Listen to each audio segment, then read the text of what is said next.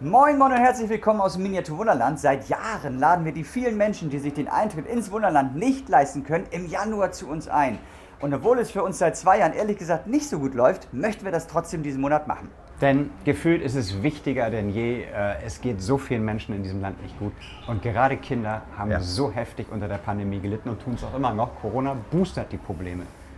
Ja, und deswegen möchten wir im Januar vielleicht bis zu 20.000 Menschen, das müssen wir mal schauen, zu uns einladen. Wir können in diesem Jahr das nicht ganz unbegrenzt machen, da wir auch irgendwie in diesen für uns schwierigen Zeiten überleben müssen und die geringe Kapazität auch ein bisschen für ein paar zahlende Gäste übrig bleiben muss.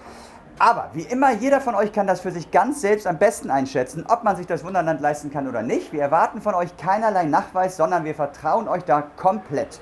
Ja, normalerweise musst du dann immer einfach nur sagen, ich kann mir das nicht leisten, aber dieses Jahr müssen wir das aufgrund der Situation anders machen. Es muss sich jeder online eine Zeit aussuchen und auch die Kontaktdaten ausfüllen, das ist Pflicht. Es kommt eine ganz wichtige Bitte von uns. Kinder können halt meist nur am Wochenende. Wer von euch also flexibel ist, bucht bitte eine Zeit, an der Kinder nicht können. Also am besten montags bis donnerstags oder am Wochenende spät abends, das wäre ganz toll.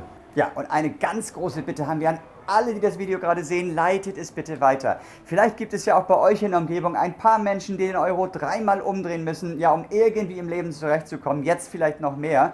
Und vielleicht erreichen wir durch euch ganz viele Menschen, die damit ein paar schöne Stunden im Wunderland erleben können im Januar. Ja, uns bleibt nur noch zu sagen, wir wünschen euch ein ganz schönes 2022. Wir glauben fest daran, dass es irgendwie ab Frühling besser wird. Exponentieller Wachstum, was das ist, weiß jetzt jeder mittlerweile. Und wir rechnen mit exponentiellem Wachstum bei Freude, Tanzen, Spaß haben, Freiheit und ganz vielen Kontakten. Also bleibt bitte negativ, aber im Kopf positiv und alle Infos für den Januar kann ich mir nicht leisten, findet ihr im Text. Tschüss. Tschüss.